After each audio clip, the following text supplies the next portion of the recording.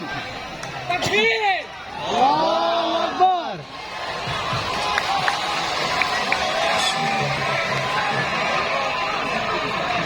Assalamualaikum warahmatullahi wabarakatuh. Waalaikumsalam warahmatullahi wabarakatuh. Alhamdulillahi wa kafa wassalatu wassalamu ala al-habibil mujtaba wa ala alihi wa ashabihi ahli as-sidqi wal wafa. Subhanaka la ilma lana illa ma 'allamtana innaka antal alimul hakim. Rabbi shrah li sadri wa yassir li amri wahlul 'uqdatam min lisani yafqahu qawli. Kullu amrin zibalin, semua amal yang baik, walam yubda bihamdillah, kalau tidak dimulai dengan ucapan pujian kepada Allah, fahuwa aqta, maka amal itu putus, tak dapat dibawa sebagai bekal menghadap Allah. Maka kita awali dengan alhamdulillahi rabbil alamin. Semua majlis kalau tidak disebut selawat kepadanya, maka majlis itu menjadi antana jifah, majlis bangkai busuk berulat dan berbau. Maka majlis yang penuh dengan kehormatan kemuliaan ini kita ucapkan namanya Allahumma salli ala sayyidina Muhammad wa ala alihi wa sahbihi wa barik wa sallim. Laisa minna, tidak termasuk golongan kami, kata Rasulullah sallallahu alaihi wasallam, man lam yarham saghirana, tidak sayang kepada anak-anak, walam ya'rif syarafa kabirina, tidak hormat kepada orang tua, bukan umat Nabi Muhammad sallallahu alaihi wasallam. Yang sama-sama kita hormati, dimuliakan Allah Subhanahu wa taala. Yang mulia guru kita semua, Raden Kiai Haji Muhammad Rafi'i Baydawi, Khadimul Ma'had Al-Hamidi Banyuanyar. Guru kita Raden Kiai Haji Rafi'uddin Syamsul Arifin, Dewan Pengasuh Darul Ulum Banyuanyar. Para masyayikh Pondok Pesantren Batu Bata, Pondok Pesantren Panyepen, dan seluruh para pengasuh pondok pesantren, para ulama, tokoh masyarakat, para santri, dan semua hadirin. Kalau tuan ke Pamekasan, jangan lupa membawa kipas. Kenapa ada nama yang tak disebutkan? Karena tak tertulis di atas kertas. Sahabat saya, guru kita Al-Mukarram Kiai Haji Dr.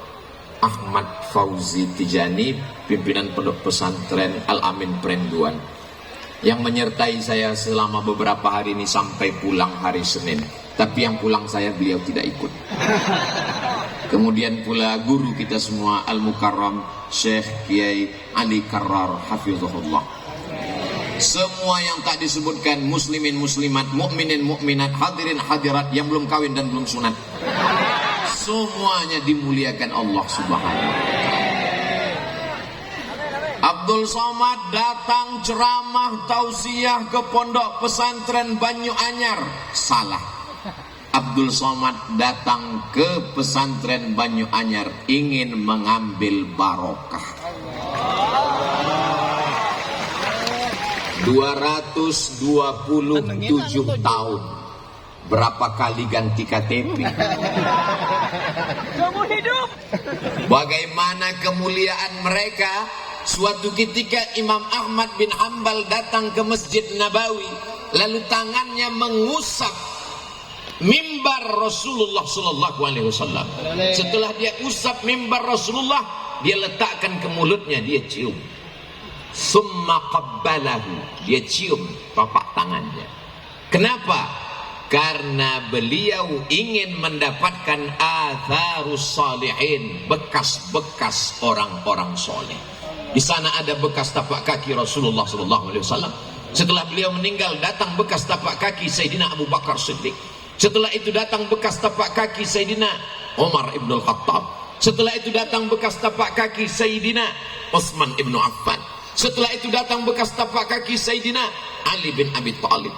Setelah itu datang bekas tapak kaki Sayyidina Hasan ibni Ali radhiyallahu an. Setelah itu datang bekas tapak kaki siapa saja orang-orang soleh, Padahal ketika itu Imam Ahmad bin Hanbal meninggal tahun 241. Hari ini Abdul Somad datang setelah pesantren Banyu Anyar berdiri 275 tahun. Walaupun kita tidak bertemu dengan mereka di dunia, insya Allah kita akan bersama di surga Jannatul Firdaus. Berani sekali Ustaz Somad tausiah di depan para alim ulama. Tadi waktu Ustaz duduk baca apa? Kirim Al-Fatihah. Untuk Maulana Kiai Isbat Al-Fatihah. Untuk Maulana Kiai Abdul Hamid sudah kirim Al-Fatihah. Untuk Kiai Baydawi sudah kirim Al-Fatihah. Supaya apa? Supaya melimpahlah madat dan barokahnya untuk kita semua, insya Allah. Ada seorang ulama ahli hadis yang memiliki majlis di Masjidil Haram, namanya Sayyid Alawi bin Abbas Al-Hasani. Kenapa disebut Al-Hasani? Karena dia keturunan Sayyidina Al-Hasan, anak Sayyidatina Fatimah, anak Sayyidina wa Maulana wa Syafi'ina wa Dhukhrina wa Qurrati A'yunina Muhammad sallallahu alaihi wasallam. Sayyid Abbas sedang mengajar, lalu kemudian dia lihat ada orang tua yang sedang tawaf. Lalu dia bertanya kepada salah seorang muridnya, dia tanya kepada Kiai Baydawi, itu siapa? Orang tua itu adalah Sayyidil Walid, ayah saya.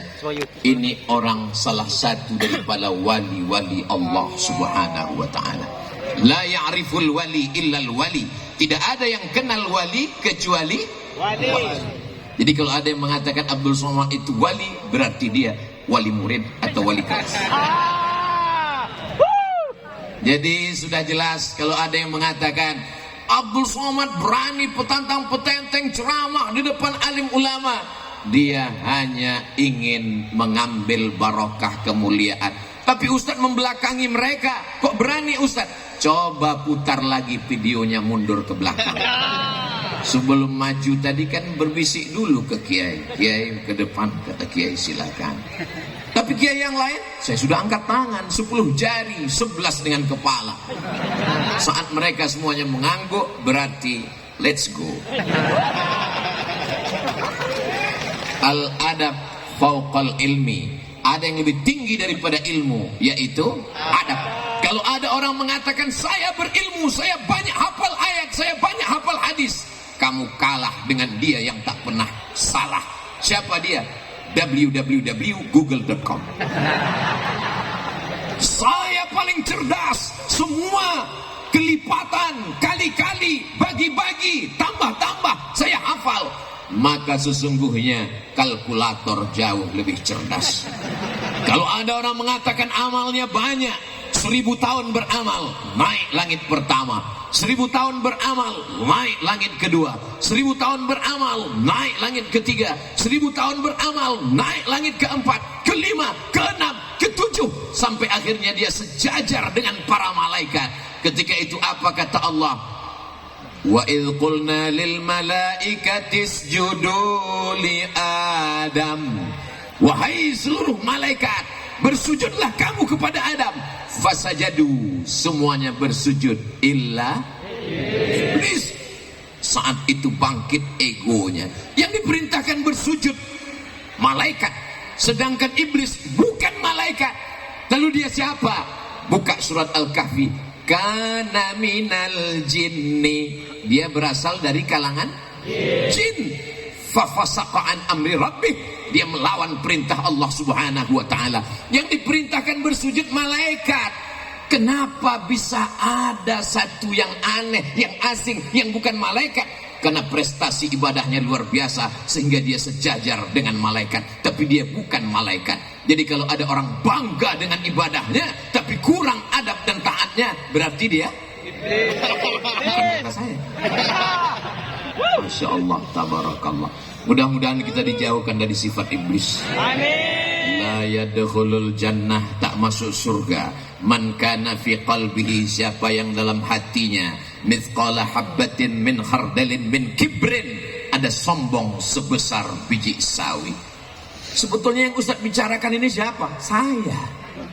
Di atas pentas, di atas karpet hijau, ada lagi karpet abu-abu lengkap dengan bunga-bunganya, dikawal dengan pasukan khusus anti santet. Maka kalau kita tidak rendahkan diri kita di hadapan Allah, kita akan merasa lebih tinggi, lebih hebat, lebih mulia.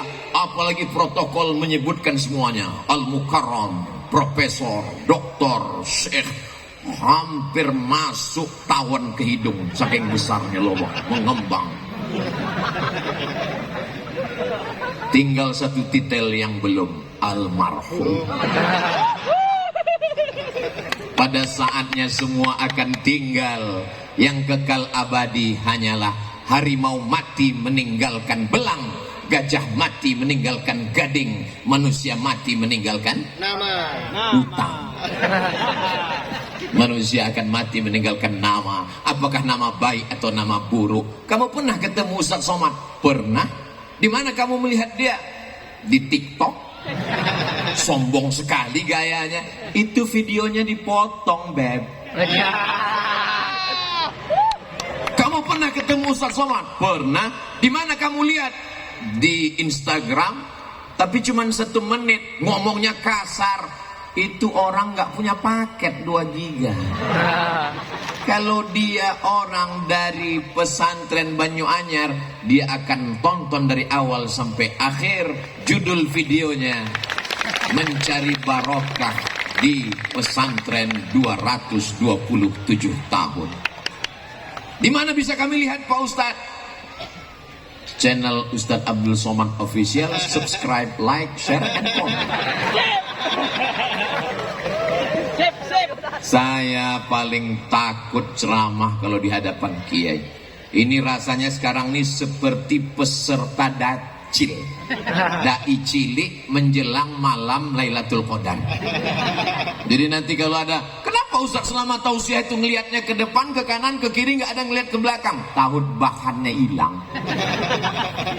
Tema yang diberikan adalah bagaimana membumikan kitab kuning.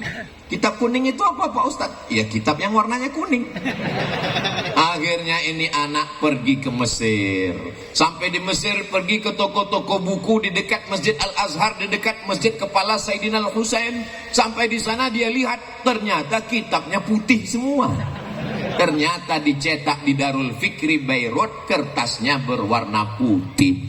Makna kitab kuning menurut istilah para alim ulama, guru-guru kita adalah disebut orang Arab dengan kutubut turas, kitab-kitab klasik yang ditulis ratusan bahkan ribuan tahun yang lalu. Saya kebetulan pernah kuliah di Malaysia, Universiti Kebangsaan Malaysia.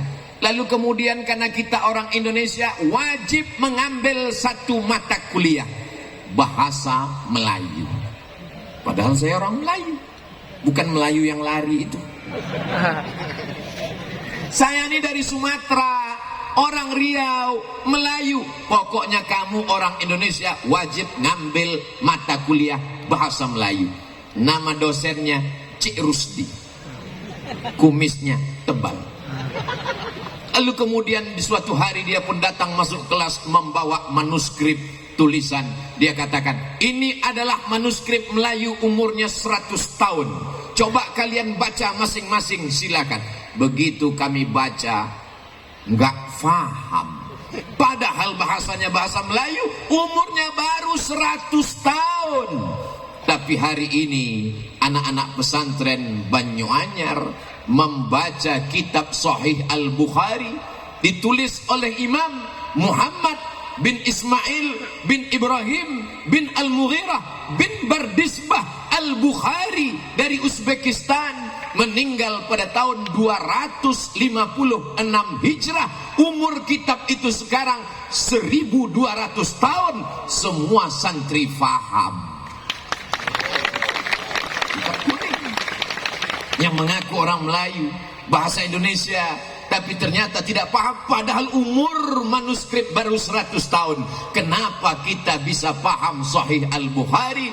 Karena bahasa Arab tidak mengalami perubahan, itulah dia bahasa Al-Quran. Al-Quran yang dibaca Nabi Muhammad SAW didengarkan oleh makmum, makmumnya membaca didengarkan oleh sahabat, sahabat membaca didengarkan tabi'in, tabi'in membaca didengar tabi'in sampai ke guru kita. Makanya kalau ada orang masuk Islam mu'alaf ngaji nggak pakai guru, dia hanya modal internet, dia cari Al-Quran digital, enter, habis itu dia coba-coba baca, dia akan baca alama.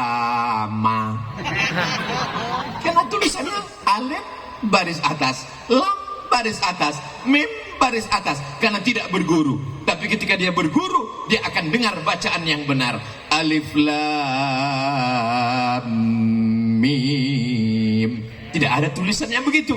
Kita berguru kepada guru-guru kita. Itulah makanya disebutkan man la syaikha lahu fasyaitanu syaikhuhu. Siapa yang tidak berguru, maka setanlah gurunya. Alhamdulillah semua santri-santri dari sejak berdiri 227 tahun yang lalu, ternyata pecahan dari murid, dari santri yang mendirikan pondok-pondok pesantren, lebih dari 400 pondok pesantren, insya Allah akan terus bertambah mengalir sebagai amal jariah sampai hari kiamat insya Allah. Kita tidak perlu ngaji pada kiai, kita tidak perlu ngaji sama ulama, cukup kembali kepada Al-Quran dan baca hadis Nabi. Berpeganglah kepada dua saja, Quran dan hadis. Oh gitu, iya. Lalu kamu belajar baca Quran sama siapa? Sama guru. Itu kan ulama. Guru saya boleh, guru kamu nggak boleh. Kebetulan kami di Sumatera, cara belajar baca Qurannya, alif di A, alif di bawah I, alif depan U, A, I, U. Sahabat saya di Pulau Jawa, alif fathah A, alif kasroh I, alif dhammah U, A, I, U. Di Madura gimana cara bacanya? Jawa. Nabi tidak mengatur cara membacanya. Terserah pakai ijtihad apa. Dulu pakai qaidah Baghdadiyah. Lalu kemudian muncul metode namanya Iqra. Muncul lagi metode namanya Qiraati. Muncul lagi metode namanya orang dari Batam namanya Pak Hatta, dia buat metode Hattaiyah. Kalau Abdul Somad buat metode Somadiyah. Ini adalah ijtihad untuk memberikan kemudahan-kemudahan.